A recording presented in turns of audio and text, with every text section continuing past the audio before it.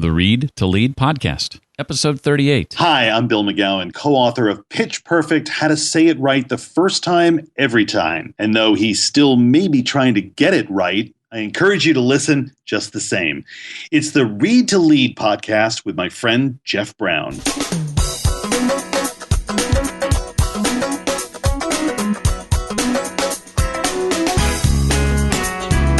If I can help parents be able to show their kids what is possible in life, that starts to shift things. And I really hope that that's the legacy I'm leaving behind. Welcome to the Read to Lead podcast with Jeff Brown.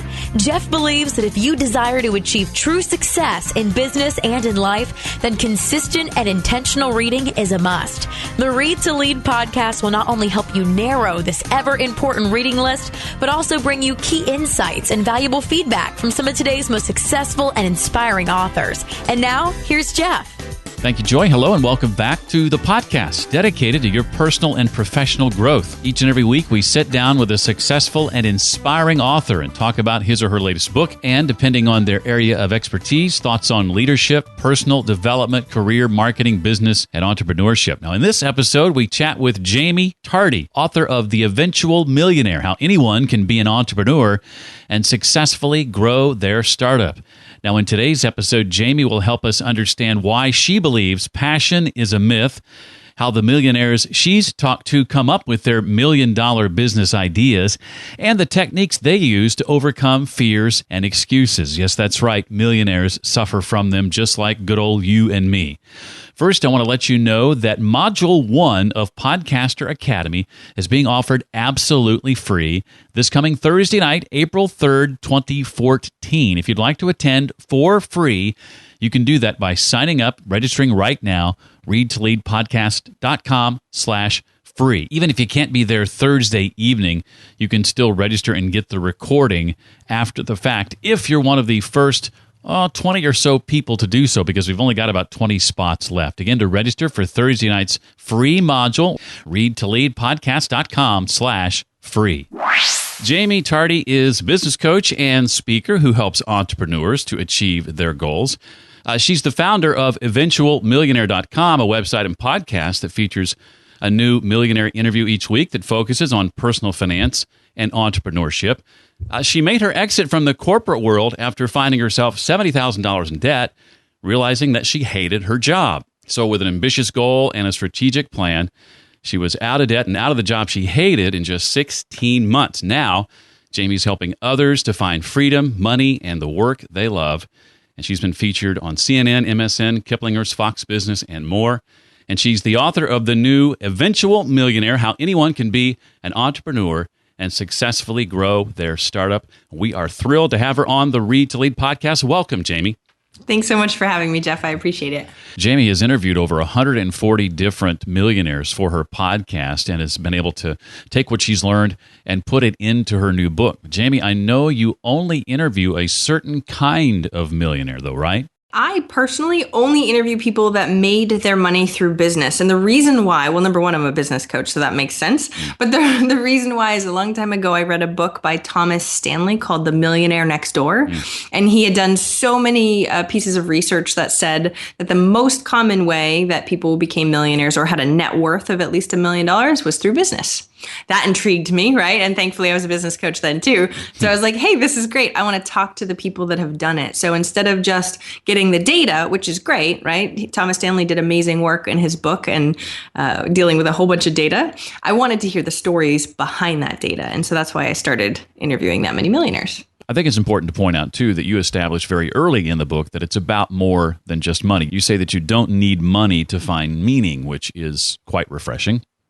Well, it's funny. So my story sort of goes that when I was little, I wanted to be a millionaire because my parents didn't have a lot. And it was one of those things where you just assume the money will make you happy. So I think I was 8 when I told my mom that I wanted to be a millionaire, which is kind of weird for a little 8-year-old girl in the middle of nowhere in Maine, right?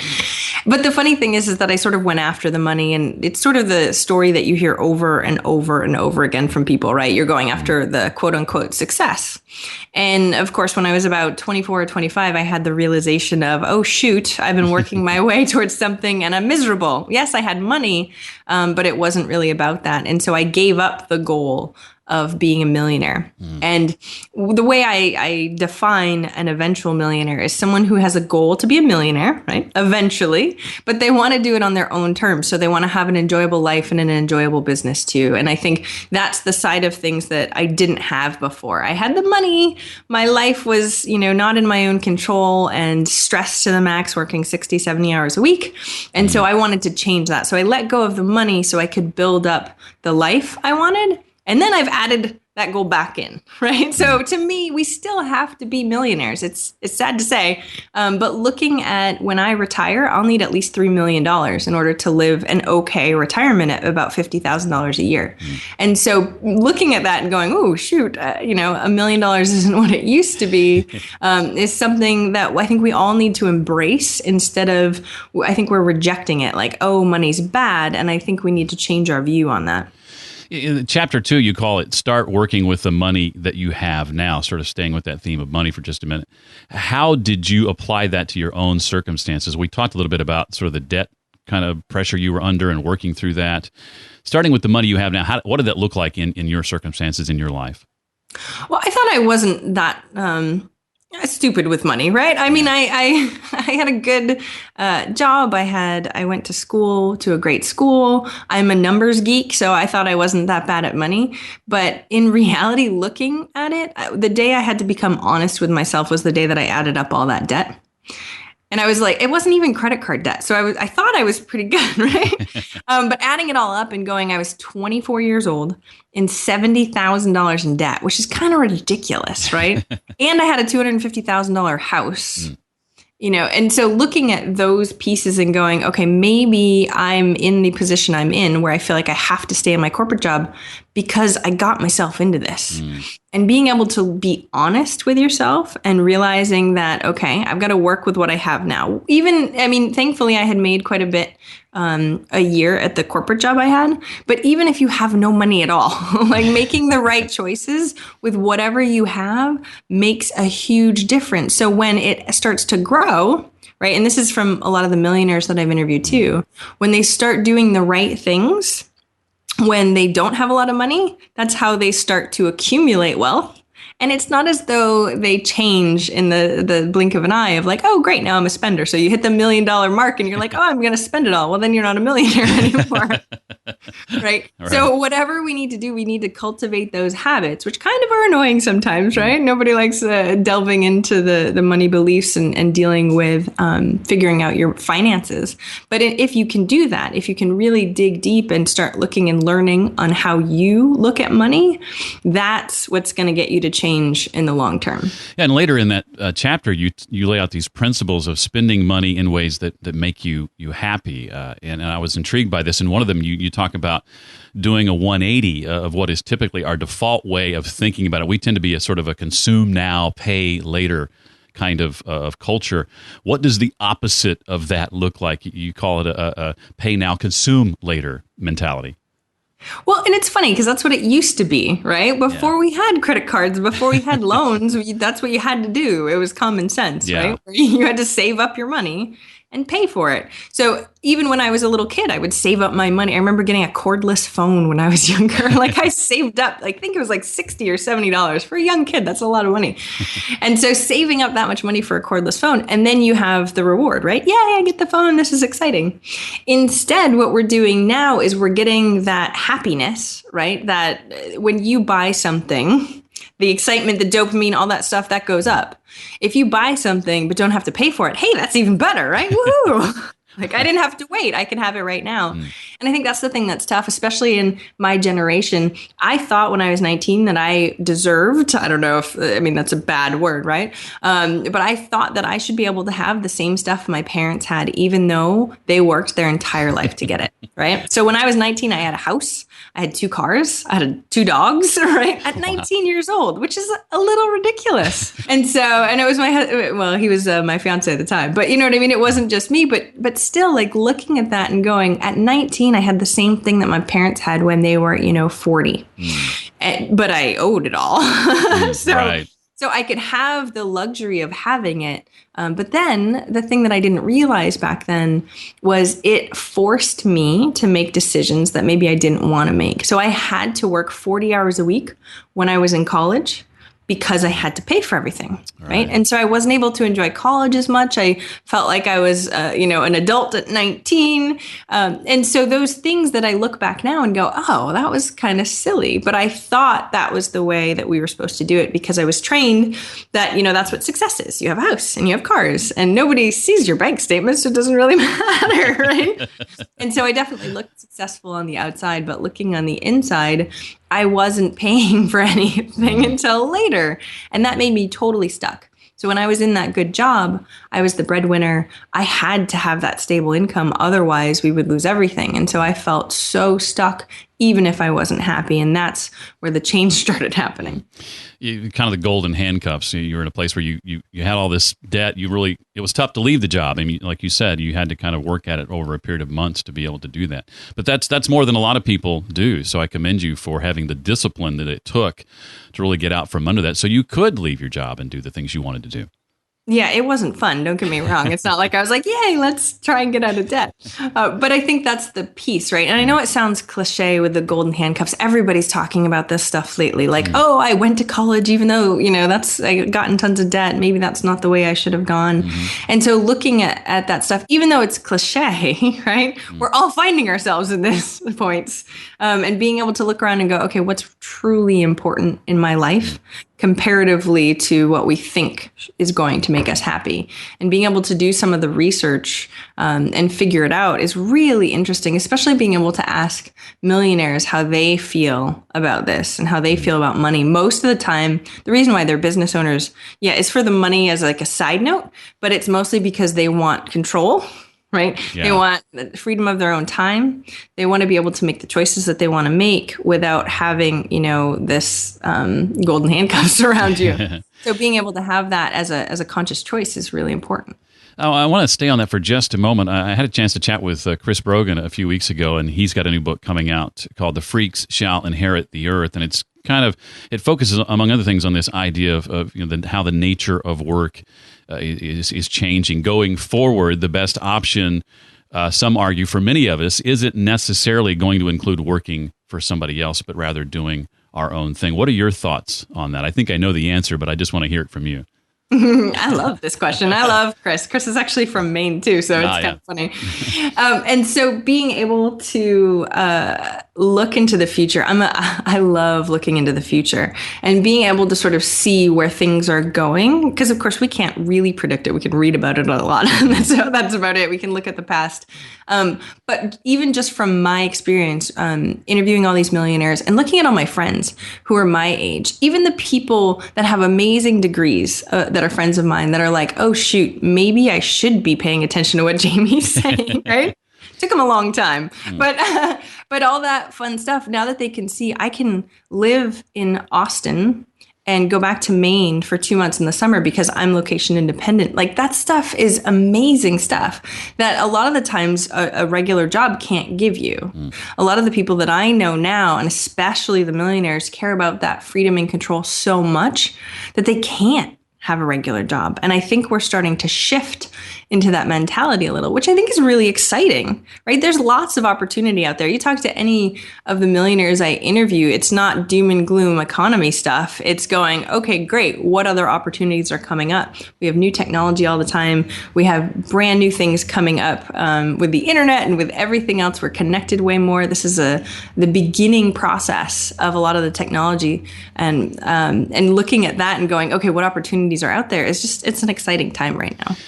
Coming from a radio background, I realized about 5 years ago that I wasn't going to be doing radio forever, and that radio wasn't necessarily going to be radio for forever either. I mean, that industry's being turned upside down, just like many others, the music industry, publishing, and that sort of thing. And so I had to start laying groundwork several years ago to be prepared for a time, which came last year, where I would be off on my own. But something that really held me back for a long time was fears and excuses, and they often go hand in hand. I'd be curious to know how the millionaires you've talked to tend to differ in their approach to these two areas, fears and excuses. Well, one of the reasons why I interview millionaires, number one, and this was for my own thing, because I used to put them on a pedestal, right? I'd be like, oh my gosh, they're better or smarter or luckier or whatever it is than little old me from a small town in Maine, right? And looking at that and then being able to interview this many, right? So it's not as though I've interviewed 10 and I'm like, oh, they're kind of cool. Many of them are good friends of mine, like really good friends of mine. And thankfully, right, I'm very lucky to be able to call my job or career interviewing millionaires, right? It's really pretty cool.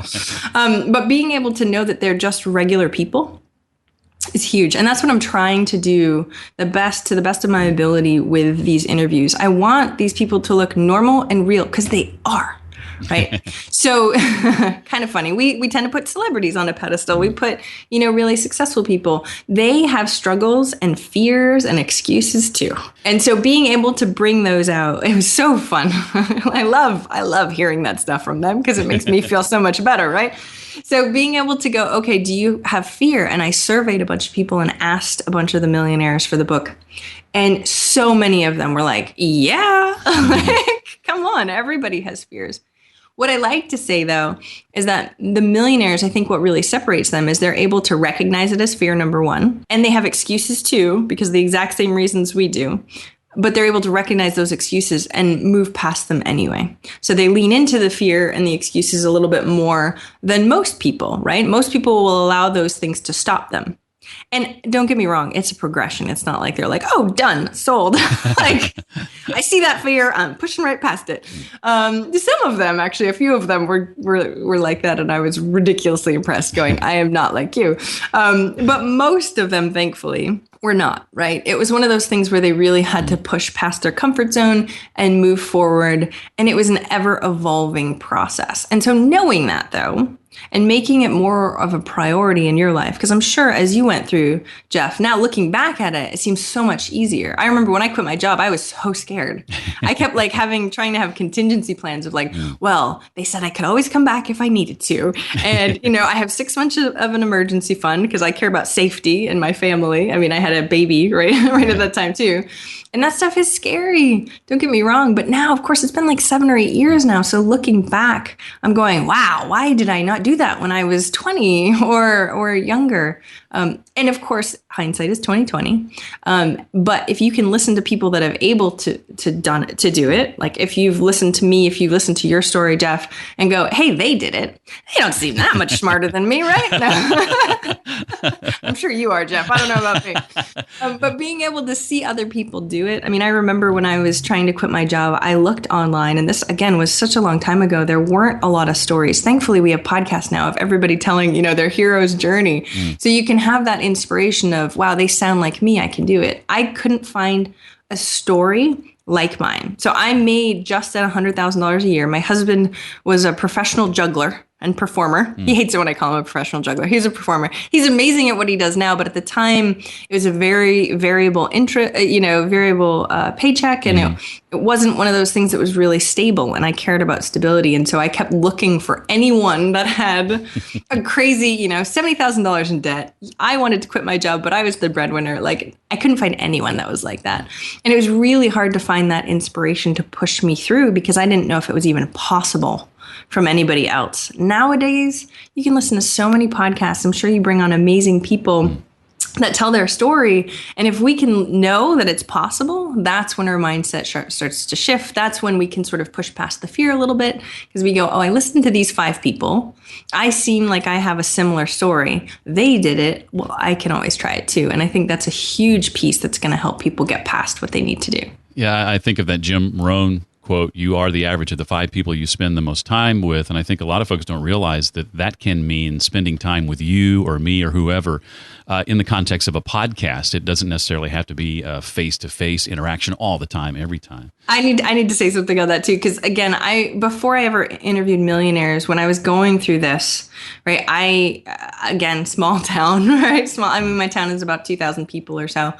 And I listened to so many podcasts. I read so many books. And in interviewing the millionaires, they say that maybe they didn't have a mentor, but they had authors they would love to read and learn more about. And I think it's that continually investing in yourself and your growth and really staying inspired to know, even if no one around you believes it.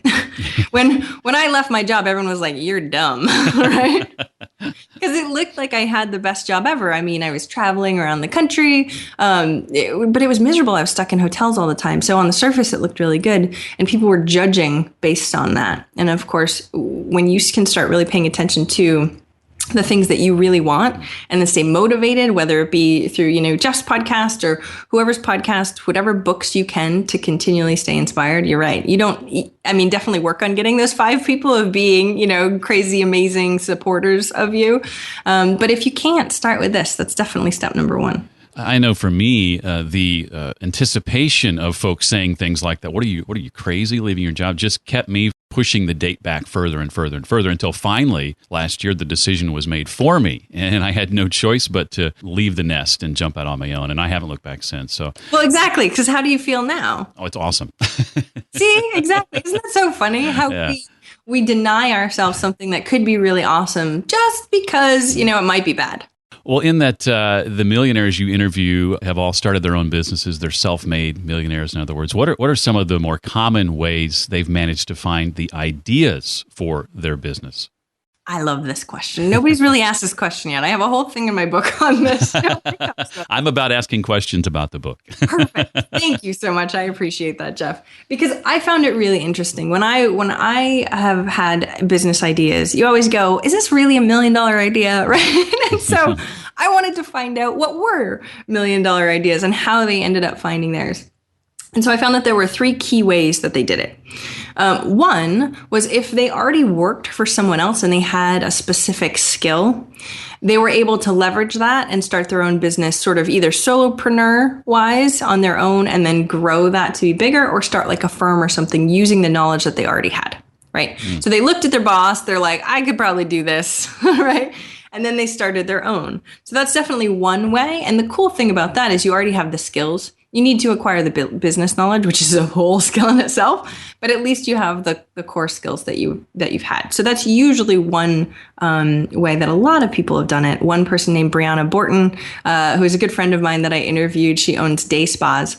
And she worked at a day spa. She looked at her boss and was like, I could do this better than you, and then started on her own, right? And now, of course, she has a couple businesses, and she's an amazing woman. But looking at some of the other people too, some of them have found needs in their own life. So when they're going through their job, one of the guys, I'll give you an example, was Amos Winbush III. He was actually on ABC's Secret Millionaire. Oh, okay. Not that long ago. Really cool guy. I've interviewed him 2 or 3 times. And his story sort of goes like this. He was a singer-songwriter. And he had his phone, and it died, and it lost the backup. And he was like, well, this is not cool, right? Like there needs to be a solution to this problem. And he didn't feel like there was a really adequate solution. This was a little while ago. And so he ended up creating, even though he knew nothing about software engineering, I mean, he was a singer-songwriter, he had business background in terms of his parents were sort of entrepreneurial, but he had a, business manager to help him with that sort of stuff. He started his own software company called CyberSyncs. And it's insane. It's been growing at such a rapid rate. I mean, it was ridiculous listening to him on ABC's Secret Millionaire, which everybody should check out. That was a really interesting episode, especially because I knew him, so I felt like it was cool. But he was saying, I think he grew to like $200 million, or it was like at least $150 million within like 3 or 4 years. Wow. Which is insane, right? And so being able to sort of see a need and then not being able to find a solution is definitely a key piece. So the third way is that they actually went out and asked, right? And I have an example in the book, and I love this one too. So I interviewed a guy who ended up winning an award, it was a contest for making the best business plan. And he made this business plan, and he was like, oh, this is amazing. I won a $10,000, marketing package. And so I should quit my job and go do this. Everybody thinks it was a good idea. He quits his job. He goes to do this idea, and it fails miserably. It was about having a cameras, paying for cameras in daycares. So the parents would pay to watch their kids throughout the day. That did not work at all. No parent wanted to pay for that. And so it was just sort of coming from him. Oh, I thought this would be a good idea. It wasn't. He tried pivoting. So he had all these cameras. He didn't know who to sell them to. So he ended up doing like a surveillance, trying to sell them to other business owners. Well, apparently the market was already pretty full of that. So he only sold a couple of those. He's like, man, I quit my job. I have 2 failed business ideas. Now what do I do? And what he ended up doing was asking his market. So the people that he did know, that I think it was that they had bought surveillance cameras from him, he's like, what can I help you with? What can I do? And they wanted proprietary software. So they're like, okay, well, we need this thing to work in our business. And he didn't really know that much about software, but he was like, you know what? I'm going to go do that. So he's assembled a team of people. He now has a company that does proprietary software for people. So he instead went out and looked in the market and asked them what they really needed. And they gave him a solution. Once he sort of looked around and was like, yeah, there's no real good solution for this. I'm going to start that. It's a need that's out there. That's the third way that people really go through and find those $1 million business ideas. Does that all make sense? Yes. And it leads me to the next question. And you're already hinting at it, I think, a little bit, but I want to dig a little bit deeper into that. We hear a lot about finding your passion. Most of us have probably seen the Venn diagram where, one circle is what is that thing you love or are passionate about? What is that thing you're good at? What is that thing people are willing to pay you for? And you say in the book that finding your passion is a myth. When I first read that, I was like, passion is a myth? What? We hear so much about passion being a starting point and that the economic model is the last piece of the puzzle. But like Chris Brogan, who we talked to a few weeks ago, you say that you need to start with the need and work backwards from there. Definitely. So I sometimes have issues with people going, oh, you can sell anything to anyone. Right? I could be, a knitter and make these crazy things that someone will eventually want, right? And I'm not saying that you can't do that. I'm saying it's a lot harder to do that. Right. And the thing that we don't understand is when we start to come from the place of passion. This is exactly what I did, which is why I sort of want to expel the myth. I went, what am I good at? What do I like? I liked animals. So I was like, maybe I should do pet sitting, or maybe I should, random off the wall things. I had people, and don't get me wrong, when we start looking at what your skills are and what you're good at and what you really enjoy doing, we have to dig a little bit deeper. But I was looking at like, oh, I love UFC, or I love karate. Well, should I start a karate school? No, I definitely shouldn't do that, right? And so there's most of the people that I know that have karate schools aren't making very much money, and they're struggling. And while they love it, it's very stressful. And so when I come about and answer this question, don't get me wrong. It's not as though that I don't want you to love what you do. Right. But I think what the problem that we see is that it has to be around our, soul life purpose, which I don't think we have only one. I think there are many things that we can do. And so it's not like, oh my gosh, I have to find that one thing that I'm absolutely amazing at that will make time pass forever. When you own a business, there's definitely pieces of that, but there's also not pieces of that. And we just kind of have to get real and go, okay, what I want to do is find something that is a need in the market. And see how I can figure out what my skills and what those key pieces that make me different, how do we fit those in? Instead of me going, what's my passion? Which is so youth focused, right? Oh, right. I love running. Well, let's start a runners club, or, what I mean? That side of stuff is not really where it's at. I think we have lots of skills and lots of pieces of ourselves that we love doing. I didn't even know that I was good at interviewing until I started interviewing. Right? I mean, don't get me wrong, I was horrible at it at first. It took a while, but now I utterly love it. And if I started from a place of what's my passion, what do I do, which is what I did, and I started random business ideas that didn't make any money at all. But looking at the millionaires, I interviewed a guy named MJ DeMarco. He wrote a book called The Millionaire Fastlane, which if you have not had him on your show, his book is utterly amazing. And he's a friend of mine. And looking at what he says, to him, it's not about the passion at all. He's a little more total passion, not passionless, right? What he is really focused on is he's passionate about building businesses. And so for him, whatever that vehicle is, doesn't really matter because he loves the sales. He loves the marketing. He loves that side of it and the growing of a business. So it's not like he owned limos.com, right? Well, he ended up buying it and all that stuff. He sold it for a lot of money. Yeah. And he was like, I wasn't that passionate about limos, right? I worked for a limo company a long time ago, but I wasn't passionate about limos. But I am really passionate about learning and about growing and figuring out ways that, people will want this better. And that's what I see too in people I work with and the millionaires that I've interviewed. They're just passionate about learning new things. One of the reasons why they like business so much is that it is changing, right? And there's always things you can be improving and you can always get better, which is sometimes a bad thing, but also most times a very good thing. And that's the stuff that gets them really, really excited. And so some of the guys I've interviewed, it's kind of funny, they only love the startup process because there's so much change. And as soon as it becomes routine, they would rather sell it and start a new one. But they know that about themselves, right? And so what it is, it's instead of looking at your passion, what we want to start doing is figuring out how your skills, how those things that you really love doing, not your passion, not your hobbies, but those things that you really enjoy. I love connecting with people and networking and all that fun stuff. How do we take those pieces and line them up with the needs in the market? So not the hobby and the need in the market, those things that are amazing to you that you might not know yet. And so jumping into something that isn't necessarily your passion, that will probably help you figure out what is your passion and what you like. And thankfully, when you own a business, you can have other people do the stuff that you don't like to do. Right? And so there are things in my business that I don't like. There are things in the millionaires business that they don't like, and they'll hire someone way better than them at it. And that's what you see in the $1 million businesses and plus, right? They're able to recognize what their strengths are, and they're able to cultivate those strengths. And then in the other things that they're not so good at, they hire some amazing kick butt people that really do know what they're doing and love that too. And the more we can have that, the better the business is. And I've never really thought about finding your passion is really having the potential to pigeonhole you into one thing. I'm hearing more and more recently about this idea. In fact, our mutual friend Jeff Goins has just launched a podcast, and I think the name of it is Portfolio Life, this idea of doing multiple things. And I started thinking about you as I was thinking about this, and you're a speaker, and you're an author, and you're a podcaster, and you're a business coach.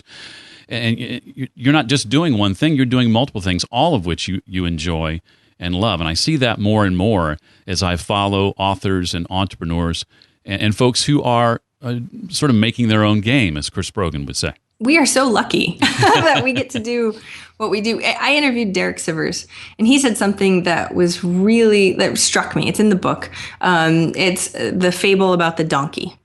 Right. And what I see a lot, and this was me too, so don't get me wrong. What I see a lot was you look at your life, and this, when I had quit my job and I was like, oh no, what do I do now? I was assuming I had to pick one thing that was going to be it for the rest of my life.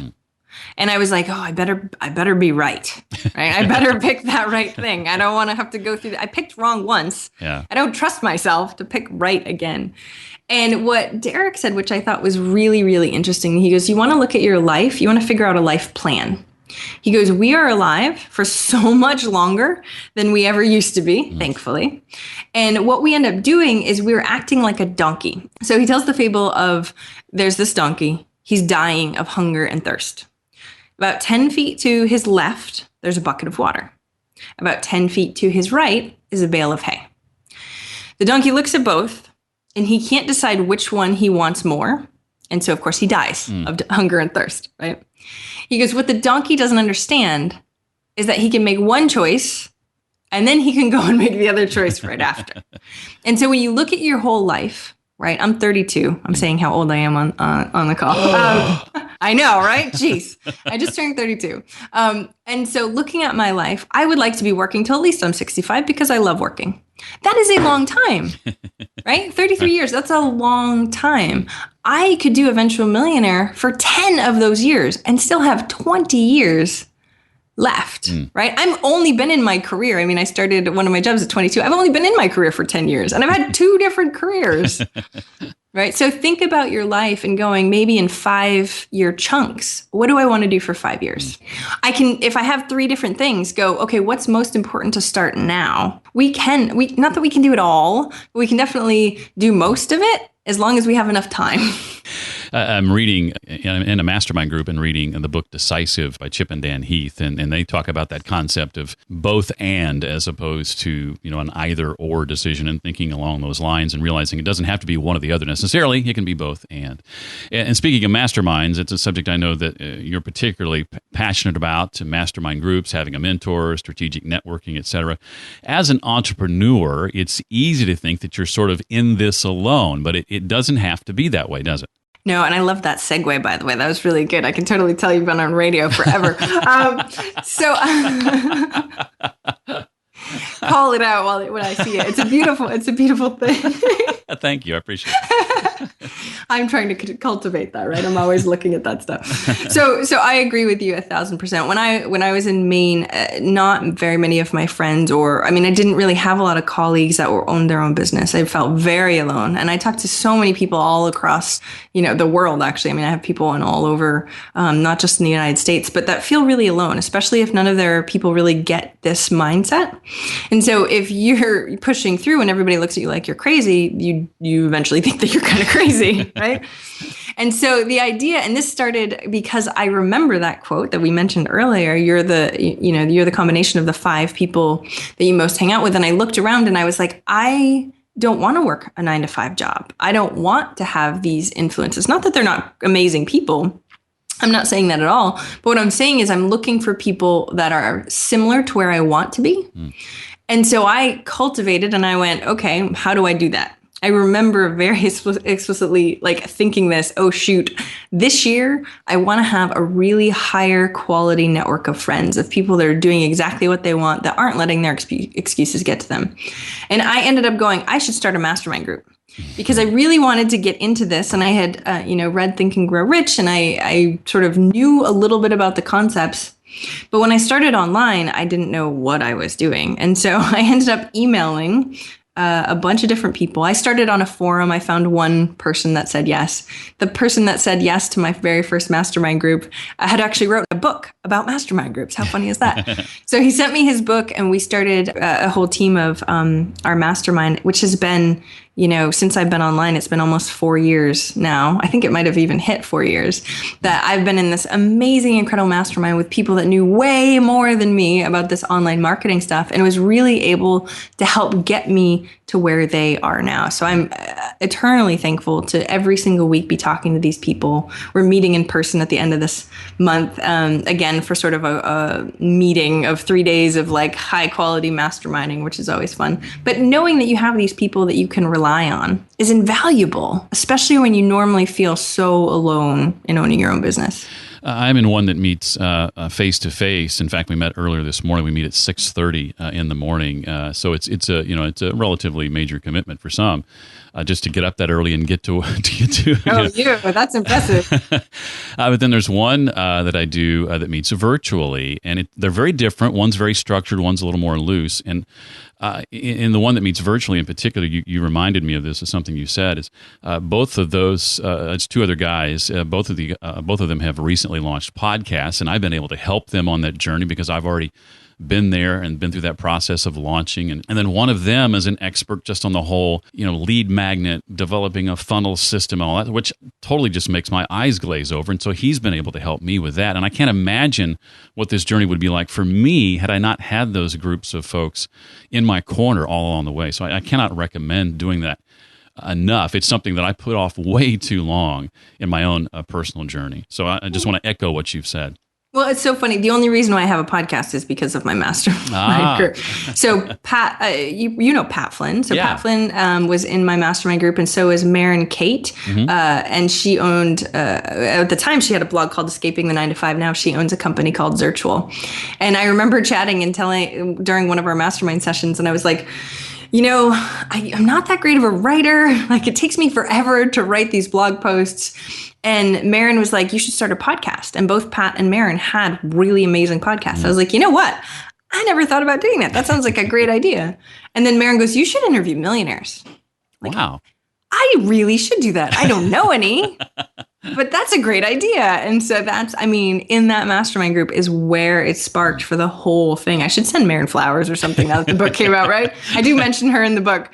But that one little thought, and they knew how to do it. So they were able to show me exactly how to hit the new and noteworthy list like they did and all that fun stuff too. So yeah, it's sort of amazing to be able to lean on people that know more about certain subjects than you. And one of my gigs has been, in just these last few months, has been Podcaster Academy, where I train predominantly podcasters on how to be better communicators.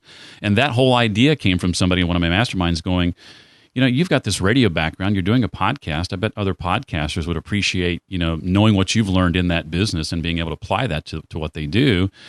And so I went, you know what? That's an excellent idea. I think I'll do that. And that's how I heard about your Podcasters Academy too. I was like, oh, he's launching something having to do with that. And they're like, yeah, he has so much radio background. I really need to know about that stuff. So it's not about like how to start a podcast. It's about how do you actually do it? Because you had so much training. Podcasters need to know that because no offense, but we're sort of, hey, this sounds like a good idea. Just like my people in my mastermind group, I know nothing about this. How to be a good communicator, how to interview, how to do any of that stuff to make it good for somebody to listen to. And yeah, we need to know that 1,000 times over. And the person I was chatting with, I can't remember who it was, but they were telling me how amazing the Podcasters Academy was and how you're, yeah, exactly, right? That's so nice to hear that other people are talking about what you're doing in an amazing way. So good job. Yeah, I love taking other people's advice because sometimes you don't see that too. Well, I wasn't looking for an endorsement, but I appreciate that very much. Thank you. Obviously, Jaime and I are very passionate about mastermind groups, and it's probably as good a time as any to let you know that starting next week, you'll be hearing more about a mastermind/book club that I'm putting together just for Read to Lead podcast listeners with the help of Sherry Griffin at the Biz Book Club. Again, more about that starting next week and the launch of a Read to Lead podcast mastermind/book club. We're not even sure what we're going to call it yet, launching later this summer. Well, what have you discovered, Jaime, about the millionaire's approach to goal setting that is maybe different than the way the rest of us go about it, or is there a difference? Well, one of the funny things when I interviewed the first 10 or 20 or so, I went back to my mentor and I was like, you know what? They say the same thing, which is good, right? It's good to know that they said goal setting over and over and over again. And I was like, okay, I've heard this before. No offense to them, but I've heard this before. What makes this really different? And a couple of the key things, I actually outlined a whole different scenario. We talk about SMART goals all the time. In case nobody's ever heard of SMART goals, it's specific, measurable, attainable, making sure that these goals are sort of set up properly, right? In a timetable, all that fun stuff. The thing that I think gets missed, and that's why I created sort of a new framework called Covenant, which I know is so much longer, but it adds in the stuff that we don't necessarily think about. Or I listened to Michael Hyatt's goal setting thing, and it's funny because he talks about SMART goals, but then he goes, there's another caveat, and there's this, and there's this, and there's this. So there's a whole bunch of other things besides just the SMART goals. And that's what I found too. So some of the things that I've found were that millionaires keep their goals extremely visible. So it's not just like, oh, I wrote it down in a book and I never look at it again, or it's on my computer and it was lost. It is, constantly in their minds and how they make decisions in their business or in their life, right? So Frank McKinney, who runs ultra marathons, which is like 100-mile plus in Death Valley, like extreme temperatures, which is crazy. He goes, if I have this as a goal, I make no excuses. I go, the only time in my schedule I can do it, is midnight. So he will run at midnight, right? That's ridiculously impressive. He's like, but I know I have this goal. And so being able to sort of run your life based on those goals, instead of just sort of saying, hey, I have this goal, I hope it comes true. That's very different, right? So that's one way. If you don't have them up and visible, I'm getting a new whiteboard here because I had one back at my previous office, but now I don't have a new one in the new place. And I noticed it big time when I used to have my goals set up in plain view. Anyone that came over could see them. I didn't care. But now not being able to see them really makes a difference to me. I feel a little bit more all over the place. So I'm getting a whiteboard today. But the other piece that I think is really important that I've noticed too is this accountability aspect. And I lean on my mastermind group. You probably do too. So it's not just about okay, I have these goals. It's about staying accountable to that too and making sure that if you're not cutting the mustard, if you're not like really going after the stuff that you say you want, because again, excuses, fear, whatever it is, you have sort of someone to call you out on that. Being able to have somebody sort of there in your corner, whether it be accountability buddy or a mastermind group or whatever it is, and go, okay, you said you really wanted this. It doesn't look like you're really moving forward like you want. Why not? Is really important too. And a lot of millionaires have that sort of framework set up, even if it's their assistant that's, allowed to call them out when, when they're not moving forward like they want to. I'm curious to know too, Jaime, what has your coaching business taught you about patience? I know you share a little bit about this in the book. Oh, yeah. It's an amazing thing when you start really learning about communication and how that stuff works. When I started getting into this, I didn't realize how many nuances there were to things, right? Being an active listener, that stuff had never really crossed my mind before, which is great being a mom because you need to be, or a wife or whatever. But having that patience to be able to make sure, like everybody's on their own time frame, number one.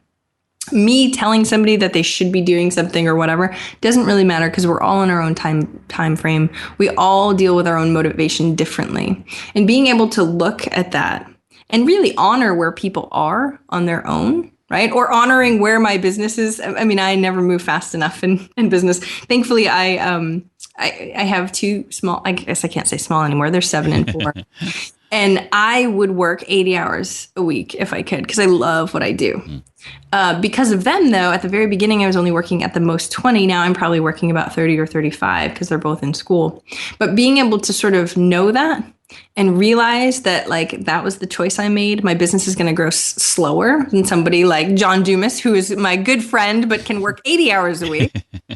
I'm always like, man, I mean, I have a team of people too, which definitely makes it better. Yeah. But being able to look at that stuff, I mean, these are choices. So I had to get up close and personal with my level of patience. And I have to remind myself all the time that even, and it helps me with all my clients and all that sort of stuff too.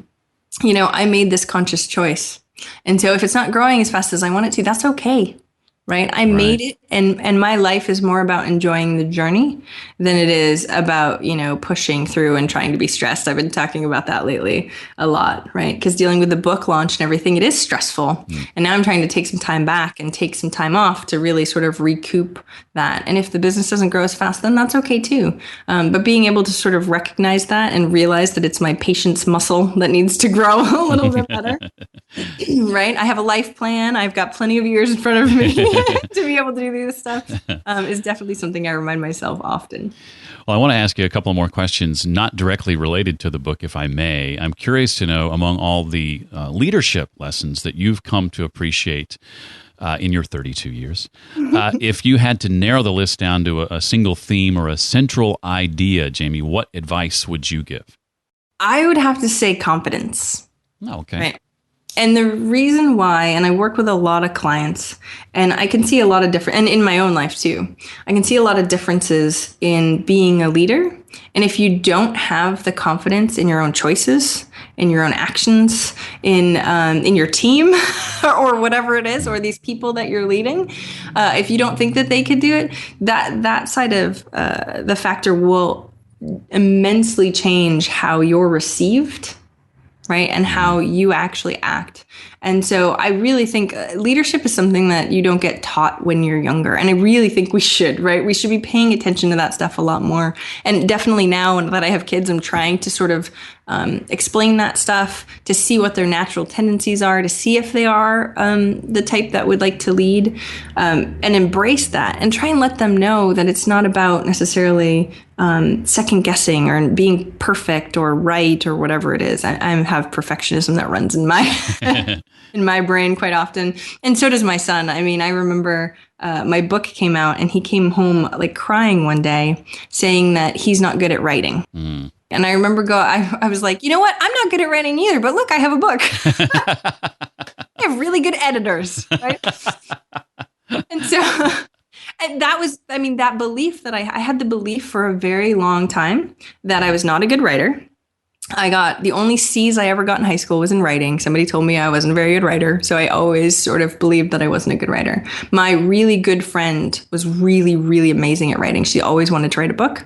The funny thing is she does not have a book and I do, which is weird. Right? It's not weird, right? I mean, I've been working really hard on this. Yeah. But in general, it's not necessarily about that. It's about having that confidence to go, you know what? I can do that anyway. And I can show my son, like, hey, look at this. I have a book. And I have the confidence now that, yeah, I can definitely do this too. And so he walked away from that conversation, thankfully going, oh, mom's not good at writing either. Now, the funny thing is that, the next week he wrote a book, right? So, I mean, he's 7. So, of course, I think it was like 8 pages, which is still really impressive for a 7-year-old. And so he's been writing titles. He's like, okay, I'm going to come up with some titles for the book. And he had some really good titles. I'm like, this is, being able to lead by example and to have that confidence to push through. And I know that's an example with my son, but it's the same thing when you're dealing in business, right? Being able to have that confidence of being a leader and being able to have the confidence that I can lead a group of amazing, kick-ass entrepreneurs that, don't know everything yet, but are definitely making progress is an amazing, wonderful thing. And I'm honored to do it. You've had the opportunity to impact a lot of people, Jaime, with your work, now with a book, obviously, and your podcast. And at the end of the day, what do you hope your legacy to be that you want to leave behind? It was funny because I was doing these interviews and a friend of mine was messaging me on Skype one day. And he goes, Jaime, you're going to change the economy. And wow. I was like, whoa, wait a minute. I don't know about that. And he goes, I want you to try and think about it that way. Right? Because if you start thinking about it that way, that all these people that you're helping get a hold of their finances, starting their own business, hopefully employing people down the line, you're helping our economy. And I'm going, wow. And thinking of something that big and outside of yourself was really impactful for me. Wow. Because before, exactly, right? Wow, thank you, right?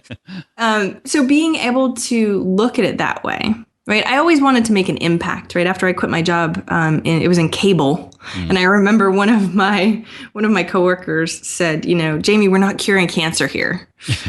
And because I was stressed constantly, I was working 60 hours a week. I was like freaking out over video on demand and cable, right? So seriously, it was sad. But until she said that, I didn't recognize it for what it was. I was like, you are very right. This is not a life or death thing. Why am I freaking out over something that really isn't that big of a deal at all? And I wanted to start something. I wanted to have an impact on people's lives and not about just, not having to drive to the video store. But I think that that's sort of the piece that we can start looking at more. And if you can step into that, right. You need a lot of confidence to do, especially something as big as what my friend Joe suggested. But whatever that is, I'm looking to really impact people's lives because I know how amazing it was for me and for my kids. Right. I'm not at this job that I utterly hate, that I can't, think about doing, and then looking at my kids and going, they see me doing this. Right. And so if I can help, and I have, which is an amazing thing, help parents be able to show their kids what is possible in life, like that starts to shift things. And I think that's really, really important. And I really hope that that's the legacy I'm leaving behind. Well, I think you're doing a great job at it. I wonder if you could name for us, and that this is a podcast that, espouses the benefits of intentional and consistent reading. If you could name for us a couple of books you've read in the last few years that have had an impact on you, and maybe share how or why they impacted you as they did. Definitely. I actually wrote a post, and maybe I'll send you the link to it, of all the books that the millionaires recommend. So I found the 10 most recommended books from millionaires. Yeah. Think and Grow Rich was actually one of them. But there was a lot of amazing books on that list, so I can send you that too. But I'm going to bring up ones that weren't on this list that might be, they're not business books. One was called Untethered Soul. Okay. And that was really impactful, talking about sort of our own brains and how we get caught up in our own minds and how to sort of separate our emotions from everything else, which was really interesting and thought-provoking. So I thought that was definitely a good book. Yeah. Srini just read it and said it was one of the books that changed his life forever. Cool. So that's definitely a good book. And then there's another book called The Singularity by Ray Kurzweil. It is a mammoth book. I don't know. Have you ever heard of it before? I have not, no. Okay. So what it is, there's another book that might be more digestible called Abundance by Peter Diamandis. Have you ever heard of that one? I have not. No, you're throwing out ones I've never heard of. Yay! The guy that does the Read to Lead podcast. I'm so excited that I get to bring up new books. You've stumped me. Yay! That was my goal. So what these books are about is really the future. And I told you, I'm a big tech geek. I love looking to the future, 20 years out. What are things going to look like?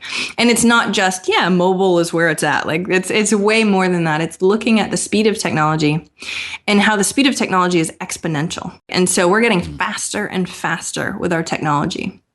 And the book Abundance by Peter Diamandis really talks about how back when Nixon was president, the capabilities that he had in the White House are not as good as somebody standing in the middle of Africa with a cell phone and nobody around him. Wow, that is amazing to think about that. Crazy, right? The amount, and that's just technology, and that's not that long, right? Yeah. It's not that long. I love sort of not only paying attention to, the future of business, but the future of technology and thinking about the world that I grew up in compared to the kids that my kids are growing up in, right? I had the largest computer ever. We were DOS or Windows 3.1, and then having my kids, my son has his own phone, right? That stuff is crazy. So when he's old enough to have kids, what is that new thing? And I get really, as you can tell, I'll talk about this forever. So I get excited about that stuff. So that's why I recommend those books for people looking towards the future. So what's next for you, Jaime? What should we be on the lookout for from Jaime Tardy? What's down the road? So what I'm really looking to do is build more of a community of eventual millionaires. So I get so many emails every day of people sort of commenting, I am an eventual millionaire, but I don't have a really good way for them to be able to meet each other. So I'm working on that in the future by the end of the year. I've got people that email me and go, save the date, right? My goal is to be on your show, which is amazing, right? And what I used to do when I had the time, I used to go, okay, give me the date. And I would have them give me a goal date, even if it was, 2020. And I'd put it in my calendar and go, okay, I'll interview you at this time on this date then when you hit your net worth of $1 million or more. And so, and I started getting asked that over and over and over again. So we're working on a community of being able to have people with similar mindsets all together working and sharing our own resources. Because just like that mastermind group, sharing those resources, sharing the stuff that we know over other people, I think makes a really big difference. So that's what I'm working on now. Well, Jaime, it's been a thrill to have you on the show. You are somebody who I've wanted to have on for quite some time, and we really appreciate you taking the time to be here, and I'm loving the book. I encourage everyone to pick it up. There's a link to it in the show notes. Thank you for being here, Jaime. We wish you nothing but success. Thanks so much, Jeff. I really appreciate it. It was a pleasure. If you'd like to network with Jaime, one of the best ways you can do that is on Twitter. Eventual Million on Twitter is where you'll find Jaime. That's at Eventual Million. The Read to Lead podcast makes for a great conversation starter, by the way. Everything you'd like to know about Jaime and her new book, plus all the things we talked about today, including other resources, books, and links, can be found at the show notes page created especially for this episode. You'll find it all at readtoleadpodcast.com/038 for episode 38. Remember the free Podcaster Academy module being offered Thursday night, April 3rd, 2014. If you can't make it live, be sure to sign up so you can get the video afterwards. To sign up, be one of the first 20 people to do so because there's only a few spots left. Go to readtoleadpodcast.com/free. And finally, if you could do one thing, I would greatly appreciate it if you could rate and review the podcast. In fact, if you write a review so I know who you are and give it a 5-star rating, I'll mention you on the podcast as a way to say thanks. Thanks first to James Reynolds for his review on Stitcher. Calls it waffle free. Gives it 5 stars, says no fluff, no filler, only quality content from beginning to end. Thank you, James. Several reviews coming in this past week on iTunes from JWMBL, that's the username there in iTunes, says, great for your brain with 5 stars. Thank you. Aaron, ARAN 101, says it's an absolute must listen and gives it 5 stars. Thank you, sir, or madam, as the case may be. Crumb Snatcher 1 says it's the fastest way to read for a busy dad. Thank you, sir. Pitch Perfect says C. Ceballero, referring back to last week's episode with Bill McGowan, no doubt. And Clark Danger at clarkdanger.com says, awesome guests, awesome show with a 5-star review. Thanks to each and every one of you for that. I appreciate it very, very much. Well, that will do it for this week. I certainly hope to see you next time on the Read to Lead podcast. Thanks so much for listening to the Read to Lead podcast. As a subscriber, we challenge you to be more than just a passive listener. Become a vital member of the community. Visit us on the web at readtoleadpodcast.com and chat with other members at facebook.com/readtoleadnation. Until next time, remember, leaders read and readers lead.